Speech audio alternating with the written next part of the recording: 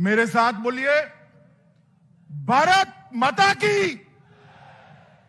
अरे भाई, मैं बीटीआर क्षेत्र में आया हूं, ऐसी आवाज होगी क्या? 1 साल हो गया शांति समझौते को। मोदी जी के आशीर्वाद से पूरे क्षेत्र को अब शांति और विकास मिलने वाला है। मोदी जी दिल्ली में है, उन तक आवाज जानी चाहिए। मेरे साथ दोनों हाथ उठाइए, उठाइए दोनों हाथ, अंत तक सभी लोग दोनों हाथ उठाए और विकास और शांति की मुट्ठी बींचिए और प्रचंड आवाज से बोलिए, भारत माता की, भारत माता की, भारत माता की। मंच पर उपस्थित असम के लोकप्रिय मुख्यमंत्री श्रीमान सर्बानंद सोनोवाल जी, असम के वित्त और स्वास्थ्य मंत्री मेरे मित्र श्रीमान हेमंत बिस्वा शर्मा जी,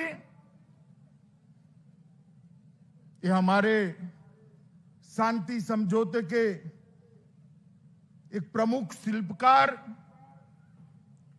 और अब आपके चुने हुए सीएम है ऐसे प्रमोद बोरो जी, हमारे असम भारतीय जनता पार्टी के अध्यक्ष श्री रंजीत दास जी, भारतीय जनता पार्टी के राष्ट्रीय उपाध्यक्ष और असम के प्रभारी श्रीमान वैजंत पांडा जी, सांसद नाबा सरनिया जी, पल्लव लोचन दास जी, मेरे मित्र और पूर्व सांसद विश्वजीत देमारी जी, उर्खाव गोरा ब्राह्मा जी, गोविंद जी, श्री जिष्णु बरुआ जी, भास्कर ज्योति महंता जी, सिद्धार्थ सिंह जी, हमारे विधायक श्री अशोक सिंघल जी, श्री दीपेन बोरो जी, श्री लॉरेंस इसलरी जी, और आज इस ऐतिहासिक दिन पर गिनती न हो सके इतनी संख्या में उपस्थित बोडो क्षेत्र के मेरे प्यारे भाइयों और बहनों को मैं प्रणाम कर कर मेरी बात की शुरुआत करना चाहता हूं। मित्रों, आज इस ऐतिहासिक रैली में मैं पूरे देश को आपके माध्यम से कहना चाहता हूं, मेरे राजनीतिक जीवन में मैंने बहुत रैलियां देखी हैं, इससे बड़ी भी रैलियां देखी है, संबोधित की है, मगर आज इस रैली को संबोधित करते हुए मेरे मन को अपार शांति का अनुभव हो रहा है। क्योंकि आज से ठीक 1 साल पहले देश के प्रधानमंत्री जी के नेतृत्व में बोडो शांति समझौता हुआ और बोडो शांति समझौते ने प्रधानमंत्री जी ने एक निर्देश दिया कि पूरे उत्तर पूर्व में जहां जहां अशांति है, इंसर्जेंसी है, सभी लोगों के वार्ता करिए और उनके साथ शांति का रास्ता प्रशस्त करिए। और मित्रों, मुझे कहते हुए आनंद है कि जो बीटीआर क्षेत्र का शांति समझौता हुआ मोदी जी की अगुवाई में, उसको 1 साल आज पूरा हुआ है। आपका चुनाव भी समाप्त हो गया है और शांति के एक नए युग की शुरुआत हुई। मित्रों, सालों से चली आई समस्या जिसने 5000 से ज्यादा लोगों की जान ली, मोदी जी के दृढ़ निश्चय और मोदी जी के मार्गदर्शन और हमारे प्रमोद जी के इनिशिएटिव के कारण आज ये समस्या शांत हो गई है और आने वाले अनेक सालों तक ये हमारा बोडो क्षेत्र विकास के रास्ते पर आगे चल पड़ेगा। मित्रों, आज मोदी जी के प्रतिनिधि के नाते, भारत के गृह मंत्री के नाते मैं आप सभी को विश्वास दिलाने आया हूं कि बोडो क्षेत्र जो कभी रक्त रंजित हुआ करता था, हथियार उठाने वाले लोग यहां हत्याएं करते थे, अपहरण करते थे, आज मैं आपको विश्वास दिलाना चाहता हूं कि कुछ ही सालों में पूरे असम में सबसे विकसित क्षेत्र ये हमारा बोडो क्षेत्र होने वाला है मित्रों, सबसे विकसित क्षेत्र होने। और इसीलिए मैं आज जब बोडोफा उपेंद्र नाथ ब्रह्मा जी की मूर्ति को पुष्प चढ़ा रहा था तो रूपनाथ ब्रह्मा जी और उपेंद्र नाथ ब्रह्मा जी को उन्होंने जो स्वप्न देखा था इस क्षेत्र के विकास का, इस क्षेत्र में शांति का, इस क्षेत्र में आपके अधिकारों का, उसको मैं साकार होते हुए देख रहा हूं। इसलिए मैंने कहा मेरे मन को अपार शांति है। दूसरी शांति का विषय है, इस क्षेत्र में मैं कई बार आया हूं, कई रैलियां की हैं, चुनाव में भी की है, पहले भी की है, परंतु मित्रों जहां बोडो और नॉन बोडो दोनों उपस्थित हो, ये पहली रैली है और इसलिए भी ये रैली का महत्व है। यहां बोडो भी है, नॉन बोडो भी है, और जिन्होंने जहर पिलाया था बोडो नॉन बोडो को, ये सबको ये संदेश है कि बोडो भी यहां के हैं, नॉन बोडो भी यहां के हैं, सब असम के पुत्र है, सब भारत मां की संतान है, सब मिलकर इस देश को आगे बढ़ाएंगे, असम को विकास के रास्ते पर ले जाएंगे। पूरे असम के अंदर इस प्रकार का जहर फैलाकर जिन्होंने शांति का भंग किया था उनको आज ये रैली इसका एक जवाब है। मित्रों, एक ऐतिहासिक बोडो समझौता 27 जनवरी 2020 के दिन देश के प्रधानमंत्री मोदी जी के नेतृत्व में हुआ। मुझे उसमें उपस्थित रहने का सौभाग्य मिला था और उस वक्त जो बातें हुई थी लिखित में और मौखिक में, आज आप सबके सामने इसका कमिटमेंट दोहराने आया हूं कि भारत सरकार वो सारे वादों को पूरा कर कर आपके विश्वास को पूरा करेगी। मित्रों, असम सरकार ने भी, हमारे मुख्यमंत्री सर्बानंद जी और भाई हेमंत विश्व शर्मा ने भी इस समझौते के लिए बहुत अच्छा प्लेटफॉर्म तैयार करने का काम करा। और मैं आज भी सभी लोगों को कहना चाहता हूं कि ये जो वादे किए गए हैं वो हमारे प्रधानमंत्री जी के पूर्वोत्तर के विकास के विजन के लिए इसका एक हिस्सा है और इसको पूरा करना हम सबका लक्ष्य है। मित्रों, प्रधानमंत्री जी ने न केवल असम, पूरे पूर्वोत्तर क्षेत्र के अंदर जो इंसर्जेंसी हुई उसको एक के बाद एक समाप्त करने की शुरुआत की है और इसका शुभारंभ ये बोडो शांति समझौते से हुआ है। इसके बाद ब्रू और रियांग के सेटलमेंट का प्रयास किया गया। 8 अलग अलग हथियारी ग्रुपों ने हमारे मुख्यमंत्री के सामने 700 लोगों ने हथियार डालकर शांति का रास्ता प्रशस्त किया और ये सारी प्रक्रिया विकास के रास्ते में हमें ले जाने वाली है, क्योंकि मोदी जी ने जो न्यू इंडिया की कल्पना की है, आत्मनिर्भर भारत की कल्पना की है, वो कल्पना न्यू बोडोलैंड और आत्मनिर्भर बोडो क्षेत्र के अलावे समाप्त नहीं हो सकती। इसलिए हमें इसके सामने जाना है। मित्रों, आज हिंसा का युग समाप्त हो रहा है और शांति का युग शुरू हो रहा है। मैंने जैसे कहा, ब्रू रियांग समझौता, 8 उग्रवादी ग्रुपों ने, 700 लोगों ने करीब करीब हथियार डाले और जम्मू कश्मीर के अंदर भी धारा 370 और 35A को उखाड़कर हमेशा के लिए आतंकवाद को निर्मूल करने का काम देश के प्रधानमंत्री ने किया। कहते थे वहां ये हो जाएगा, वो हो जाएगा, रक्त रंजित हो जाएगा जम्मू कश्मीर। मित्रों, मैं आज आपको बताने आया हूं कि अभी अभी वहां पंचायत के चुनाव हुए, पुलिस को पूरे जम्मू कश्मीर में एक भी गोली नहीं चलानी पड़ी और शांतिपूर्वक ये हुआ। यहां पर भी चुनाव हुआ, 80% से ज्यादा वोटिंग हुआ। जिसने जिसको वोट देना था उसको वोट दिया, मगर कहीं पर भी हिंसा नहीं हुई, एक भी बूथ पर पुलिस को गोली नहीं चलानी पड़ी। मैं मानता हूं ये हम सबका संयुक्त विजय है, शांति का विजय है मित्रों। और ये भारत की जो परंपरा है उसको आगे बढ़ाने का काम है। मित्रों, चुनाव को जिस प्रकार से हमने संपन्न कराया है, मैं आज आपको विश्वास दिलाने चाहता हूं, ये यूपीपीएल और बीजेपी का जो गठबंधन हुआ है, प्रमोद जी एनडीए में आए हैं, ये पूरे क्षेत्र के लिए शुभ साबित होने वाला है, आपका विकास का रास्ता आगे बढ़ाने वाला है।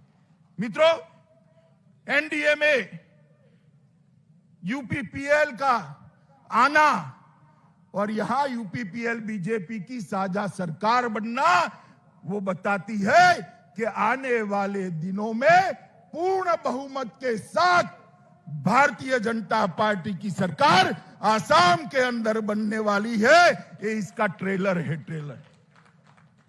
और जो कांग्रेस पार्टी अपने कालखंड के अंदर शांति नहीं ला सकी, विकास नहीं ला सकी, वो आज हमें सलाह दे रहे हैं।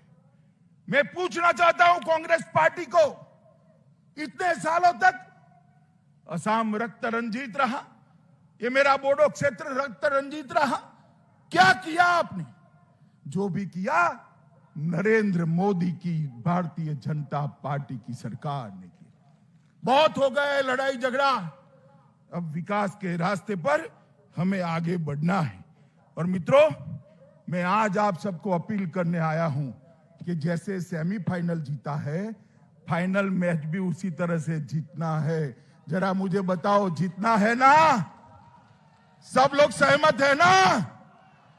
मित्रों, ये रास्ता जो शांति का प्रशस्त हुआ है, वो पूरे क्षेत्र को विकास के रास्ते पर ले जाने वाला रास्ता है। और मित्रों, कांग्रेस पार्टी ने भी कई समझौते किए, मगर समझौते कभी समाप्त नहीं होते थे, उनकी अनुपालना नहीं होती थी। वादे तो बहुत करते थे, वादे पूरे नहीं होते थे। मगर मैं आपको बताता हूं, ये नरेंद्र मोदी सरकार है जो वादे प्रधानमंत्री करते हैं उसी को अपने ही कालखंड के अंदर समाप्त करते हैं। ये बोडो शांति समझौता कर कर प्रमोद जी मेरी ऑफिस में आए थे और उन्होंने मुझे कहा कि सारी चीजों का अनुपालना होना चाहिए। और मित्रों, मैंने उनको वादा किया था कि हम चुनाव के पहले पहले ये सारी चीजों को समाप्त कर कर आपके लिए और बोडो क्षेत्र के लिए शांति का काम करेंगे। मित्रों, आज मुझे कहते हुए हर्ष हो रहा है, जब 1 साल समाप्त हो रहा है बीटीएडी के आसपास के लिए जो बोडो संगठन की मांग थी कि जनजातीय बाहुल्य आबादी वाले गांवों को बोडो क्षेत्र के अंदर शामिल किया जाए और 60 सीटों तक ले जाने के लिए, यहां से लो ऐसा करना, 60 सीटें बनाने के लिए भी विचार की जाए। और इसके लिए एक आयोग का गठन, काम करने का काम हमने समाप्त कर दिया है। ये आयोग अब आसपास के गांवों का सर्वे कर कर निर्णय करेगी। बीटीएडी को बीटीआर के रूप में नामकरण करने का मांग था, उसको भी कर दिया गया है और ये पूरा क्षेत्र अब बीटीआर के नाम से जाना जाएगा। बीटीआर के बाहर रहने वाले बोडो गांवों के विकास के लिए बोडो कचारी वेलफेयर काउंसिल का भी स्थापना कर दिया गया है। जो छुटपुट बोडो भाई रहते हैं उनके विकास के लिए भी असम सरकार चिंता करेगी। और बीटीसी और बोडो काउंसिल, वेलफेयर काउंसिल के प्रतिनिधियों को शामिल कर एक सलाहकार समिति बनाने का भी काम कर दिया है। नए पदों का सृजन और खाली पद है इसकी भर्ती के लिए असम के मुख्य सचिव की अध्यक्षता में एक कमेटी बनाई गई है जिसमें गृह विभाग के भी प्रतिनिधि होंगे। और मित्रों, सबसे बड़ी बात है कि आत्मसमर्पण करने वाले सभी शरणार्थियों को 4 लाख रुपए की जो सहाय देनी थी, आज आपके सामने भी उसका चेक देने की शुरुआत भी ये भारतीय जनता पार्टी की सरकार ने करी है। बोडो भाषा को सम्मान देने का हमने वादा किया था। असम के मुख्यमंत्री और हेमंत विश्व शर्मा बैठे हैं। असम सरकार ने राज्य की सह राजभाषा का दर्जा बोडो लैंग्वेज को देकर आज वर्षों पुरानी मांग समाप्त कर दी है। बोडो मीडियम के स्कूल खोलने के लिए भी अलग डायरेक्टरेट स्थापना करने का काम शुरू कर दिया गया है और डायरेक्टरेट को, निर्देशालय को स्थापित भी कर दिया गया है। असम सरकार उदुलगड़ी, बक्सा और चिरांग में 3 मॉडल डिग्री कॉलेजों की भी स्थापना कर रही है। हमारा एक और वादा हमने पूरा कर दिया है।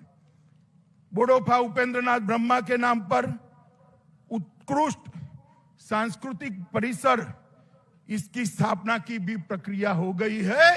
चुनाव के पहले पहले इसकी स्थापना को भी हम परिपत्रित कर उपेंद्रनाथ ब्रह्मा को श्रद्धांजलि देने का काम करेंगे। मुझे एक घोषणा करते हुए बहुत आनंद हो रहा है मित्रों कि 500 करोड़ रुपए सिर्फ बोडो क्षेत्र के रोड नेटवर्क के लिए आवंटित किए गए हैं और ये रोड का जाला समग्र बोडो क्षेत्र को विकास के रास्ते पर ले जाएगा। मित्रों, बोडो समझौते में 5,000 करोड़ का जो पैकेज निर्धारित किया गया था, इसमें सारी मांग होने के बाद ऊपर मैंने जो गिना है उसके अलावे 750 करोड़ रुपया और उसकी 65 योजनाओं को हमने चालू कर दिया है और उसमें से 570 करोड़ रुपया अलग से आवंटन भी हो चुका है। मित्रों, मैं यहां पर आज वादा करने आया हूं कि बोडो जनजाति के हर अधिकार को, बोडो संस्कृति को, बोडो भाषा को हम सुरक्षित रखेंगे, इसका संरक्षण भी करेंगे, इसका संवर्धन भी करेंगे और उसको आगे भी बढ़ाएंगे। क्योंकि नरेंद्र मोदी सरकार मानती है, इस देश के प्रधानमंत्री मानते हैं कि सबका साथ, सबका विकास और सबका विश्वास, यही एक मंत्र है जो भारत को आत्मनिर्भर बना सकता है। और प्रधानमंत्री जी का सीधा ध्यान है बोडो समझौते का अमल कैसे हो रहा है। और मैं आपको फिर से एक बार कहना चाहता हूं कि आर्थिक, सांस्कृतिक, शैक्षणिक हर प्रकार की प्रगति को हम सुनिश्चित करेंगे और साथ ही साथ आपके राजनीतिक अधिकारों का भी सुरक्षा हम करेंगे। उचित स्थान बोडोलैंड के हमारे प्रतिनिधियों को असम सरकार के अंदर भी मिलेगा। मित्रों, असम के अंदर 2014 में भारतीय जनता पार्टी की सरकार बनी और उसके साथ ही शांति, विकास और रोजगारी के एक नए युग की शुरुआत हुई। असम के अंदर सालों से अलग अलग नाम से युवाओं को गुमराह किया जाता था। कभी संस्कृति की बात करते थे, कभी भाषा की बात। कुछ नहीं होने वाला। असम की संस्कृति और भाषा को आपसे ज्यादा सुरक्षित करने का काम भारतीय जनता पार्टी करेगी। इसका ठेका किसी एक पार्टी का नहीं। और ये कांग्रेस पार्टी सालों तक असम को रक्त रंजित करती रही और अलग अलग प्रकार के आंदोलन करते रहे। मैं पूछना चाहता हूं, अगर ये आंदोलन न हुए होते तो आज हमारा असम कहां पहुंचा। सर्बानंद जी को मुख्यमंत्री बनाया, हेमंत जी सीनियर मंत्री बने। आज 5 साल में जो 70 साल में विकास नहीं हुआ था, वो विकास असम का हुआ है और ये शांति प्रक्रिया के लिए है। आज भी मैं कहना चाहता हूं कि असमी, नॉन असमी, बोडो, नॉन बोडो, ये झगड़े खड़े करने वाले लोगों को पहचान लीजिए। ये हमारे विकास के लिए नहीं कर रहे हैं, राजनीतिक रोटियां सेकने के लिए कर रहे हैं। और समय आ गया है कि आसाम की जनता को, ऐसे लोगों को सबक सिखाने का। मित्रों, कल ही प्रधानमंत्री आए थे, लगभग 106 लाख 1.06 लाख 1,06,000 जमीन के पट्टों का वितरण किया। हमारे प्रमोद जी ने भी यहां पर वो पट्टों का वितरण किया। और मित्रों, जिस प्रकार से कोविड महामारी का असम सरकार ने सामना किया है, मैं हृदय से मुख्यमंत्री सर्बानंद सोनोवाल और स्वास्थ्य मंत्री हेमंत विश्व शर्मा को बहुत बहुत बधाई देना चाहता हूं कि इस विकट लड़ाई को बहुत अच्छे तरीके से दोनों ने नेतृत्व किया है। पूरी दुनिया के अंदर 1% के नीचे मृत्यु दर लाना बहुत कठिन माना जाता है, और मुझे कहते हुए आनंद है कि आसाम का मृत्यु दर पूरे भारत में सबसे कम बड़े राज्यों में 0.47% है, आधा % से भी नीचे है। और जो लोग बीमार हुए उसमें से 98% लोग आज स्वस्थ होकर अपने परिवार के पास लौट गए हैं। मैं फिर से एक बार आसाम के मुख्यमंत्री और स्वास्थ्य मंत्री, ये दोनों की जोड़ी को बहुत बहुत बधाई देना चाहता हूं। मित्रों, टीकाकरण का जहां तक सवाल है, ढेर सारे केंद्र बनाकर टीकाकरण को भी अच्छे तरीके से शुरू हो गए। और आसाम को, पूरे आसाम के अंदर मोदी जी ने प्रधानमंत्री गरीब कल्याण योजना के तहत अनाज भेजने का काम किया, धान भेजा, गेहूं भेजे, दलहन भेजे, किसानों को 3 बार सहायता भेजी, फ्री गैस के सिलेंडर भेजे, माताओं के बैंक अकाउंट में 3 बार 500 रुपया भेजा गया, और 4 लाख कामगार जो बाहर से आए थे उसको असम सरकार ने 4,000 रुपया प्रति व्यक्ति देकर उनके संकट के समय में सहायता की है। और जो विदेश में पढ़ रहे थे छात्र, उसको भी 1,000 अमेरिकन डॉलर की सहायता करने का काम ये भारतीय जनता पार्टी की असम सरकार ने किया है। मित्रों, स्वास्थ्य के क्षेत्र में गुवाहाटी में लगभग नया चिकित्सा महाविद्यालय 800 करोड़ की लागत से, एक एम्स, टाटा ग्रुप के साथ कैंसर अस्पताल, ढेर सारे काम यहां पर किए गए हैं। और सबसे बड़ा काम मैं ये कहना चाहता हूं कि हमारा आसाम गैंडों से जाना जाता है। ये धरोहर है हमारी, दुनिया भर के टूरिस्टों को यहां लाने की। सर्बानंद सोनोवाल ने जंगल को घुसपैठियों से मुक्त कर गैंडों के शिकार पर कंट्रोल लाकर आज ये पूरे क्षेत्र को टूरिज्म के लिए खुला है। असम माला के तहत लगभग नेटवर्क को इंप्रूव करने का बहुत बड़ा अभियान चलाया गया है। पुल और रेलवे क्रॉसिंग के लिए भी ढेर सारे काम किए गए हैं। मित्रों, किसानों के लिए भी ढेर सारे काम किए हैं। मगर नरेंद्र मोदी सरकार न केवल आसाम, पूरे उत्तर पूर्व के विकास के लिए कटिबद्ध है।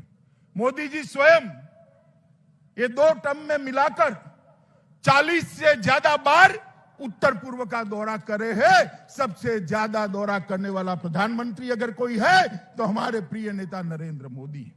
मित्रों, 14वें वित्त आयोग में जो ग्रांट मिली, कांग्रेस के 13वें वित्त आयोग से 251% ज्यादा ग्रांट दी। कांग्रेस 90,000 करोड़ दी थी, नरेंद्र मोदी जी ने 3,13,375 करोड़ रुपया दिए।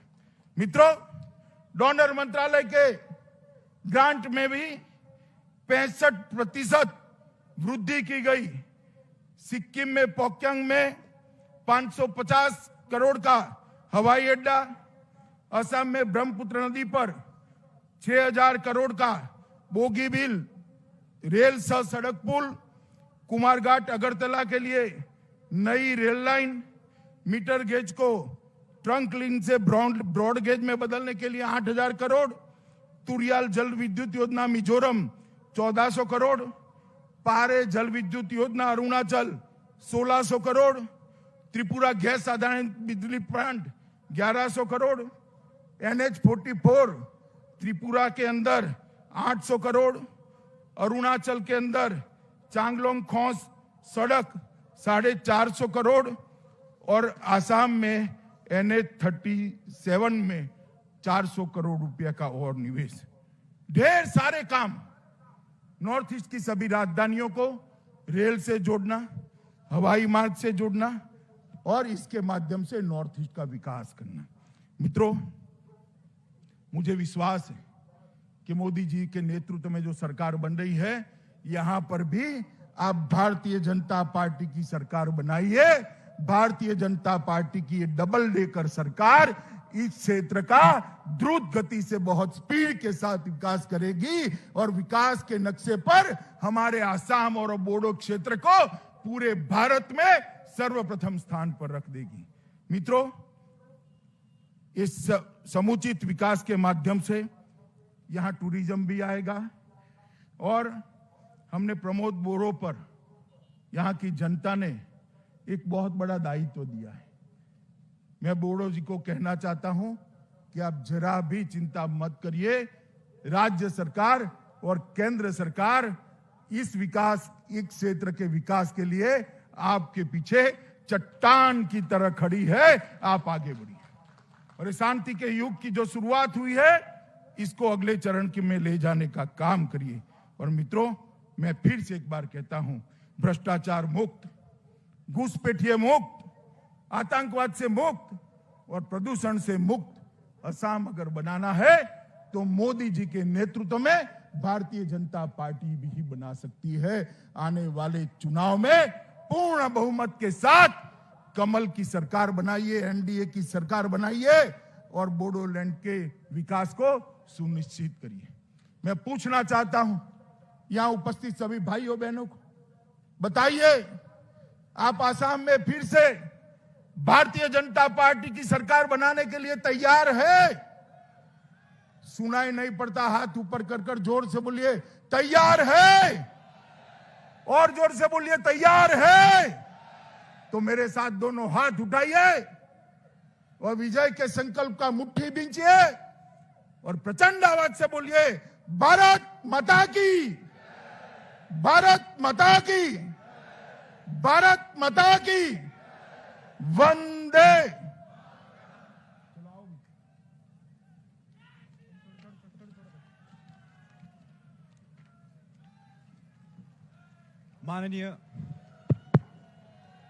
माननीय गृह मंत्री